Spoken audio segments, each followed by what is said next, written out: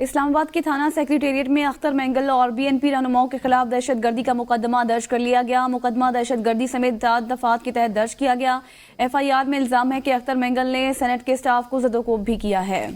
زمان مغل سے تفصیلات جانیں گے۔ زمان بتائیے گا، مقدمہ درج کیا گیا ہے؟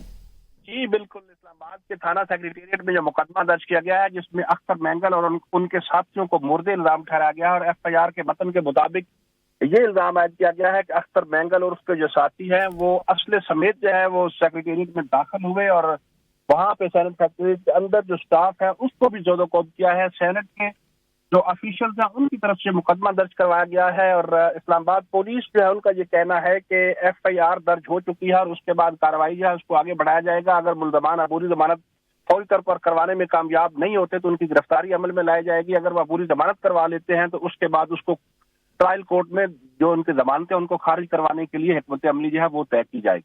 زمان مغل تفصیلات سے آگاہ